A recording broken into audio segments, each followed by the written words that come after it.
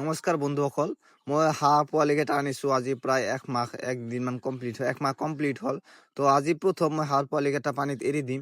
ইয়াৰ আগতে মই হাঁহৰ পোৱালিকেইটা পানীত দিয়া নাছিলোঁ। ইহঁতক কেৱল পানী খাবলৈ দিছিলোঁ, কিন্তু পানীত এৰি দিয়া নাছিলোঁ বা পানীত গা ধুবলৈ দিয়া নাছিলোঁ।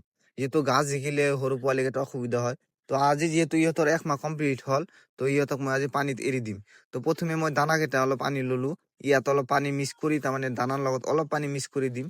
যিহেতু পানীৰ লগত মই মেডিচিনো দিব লাগে, সেইকাৰণে পানীত অলপ দানা মানে পানীত অলপ মেডিচিন দি তাৰমানে ভিটামিন আৰু যি ছাপ্লিমেণ্ট ব্যৱহাৰ কৰোঁ সেইটোৱে মই মিক্স কৰি দানাৰ লগত অলপ মিক্স কৰি ল'ম। তাৰপিছত মই হাঁহৰ পোৱালিকেইটা এৰি দিম। মোৰ দানাকেইটা মিক্স কৰা হৈ গ'ল, এতিয়া মই হাঁহৰ পোৱালিকেইটা এৰি দিম। আৰু আপোনালোকে জানে মই হাঁহৰ ঘৰটো অলপ ওখ ঠাইত বনাইছোঁ, মানে চাং ফাৰ্ম বনাইছোঁ। যিহেতু মানে জীৱ জন্তু তাৰমানে আক্ৰমণ কৰাৰ ভয় থাকে, তাৰমানে বনৰে জীৱ জন্তুবিলাকৰ কুকুৰ মেকুৰী এনেকুৱা বস্তুৰ, সেইকাৰণে মই অলপ চাং ফাৰ্ম বনাই দিছোঁ। আৰু হাঁহৰ পোৱালিকেইটা নামিব খোজা নাই। ইহঁতক নামাওঁতে মোৰ বহুত পৰিমাণে কষ্ট হ'ব মই বুজিছোঁ। সেইকাৰণে মই আৰু ওপৰত উঠি গ'লোঁ। ওপৰত উঠি সিহঁতক খেদি মানে তললৈ নামাই দিলোঁ। যিহেতু ইহঁতক নামিব বিচৰা নাই আৰু সিহঁতে ফাৰ্ষ্টৰ পৰা ইয়াতে আছে আৰু সেইকাৰণে নামিব বিচৰা নাই। মই হাঁহৰ পোৱালিকেইটা বহুত কষ্ট কৰি নমাই দিলোঁ। এতিয়া মই ইহঁতক মানে দানা খাবলৈ দিম।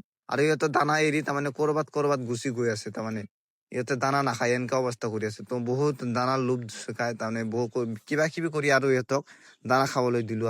আৰু দানাখিনি মই এটা প্লেটত ঢালি দিলোঁ। আৰু প্লেটটো মই আগতীয়াকৈ বনাই ৰাখিছিলোঁ, মানে আগতে মই হাঁহৰ পোৱালি কেইটামান আছিল, 100 মান আগতেও পুহিছিলোঁ। সেইকাৰণে মই প্লেটটো আগতে বনাইছিলোঁ আৰু ইয়াত মই দানাকেইটা ঢালি দিলোঁ। আৰু মই হাঁহৰ পোৱালি কেইটাক বেলেগ এটা পাত্ৰত পানী দি দিম, যিহেতু মই আগৰ ডিংগাৰটোত ব্যৱহাৰ নকৰোঁ।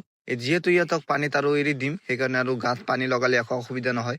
সেইকাৰণে মই ডিংগাৰটো ব্যৱহাৰ নকৰোঁ আৰু বেলেগ এটা পাত্ৰত পানী দি দিম। আৰু মোৰ হাঁহৰ পোৱালিকেইটা চাওক, পৃথিৱীৰ নিচিনাকৈ কেৱল ঘূৰি আছে। কিয় বা ঘূৰি আছে ইহঁতে জানে, পগলা হৈছিল নেকি। পৃথিৱীৰ নিচিনা কালো ঘূৰি আছে আৰু ঘূৰি আছে। তো এতিয়া মই পানী ইহঁতক দি দিলোঁ, ইহঁতক পানী আৰু দানা খুৱাই তাৰপিছত ইহঁতক পানীত এৰি দি দিম। আৰু ইহঁতে এৰি দিয়া সময় হৈছে আৰু ইহঁতে আৰু দানা পানী নাখায়, মই গম পাইছোঁ। সেইকাৰণে মই ইহঁতক পানীত তাৰমানে খেদি আৰু পানীলৈকে লৈ যাম, পুখুৰী পাৰলৈকে লৈ যাম।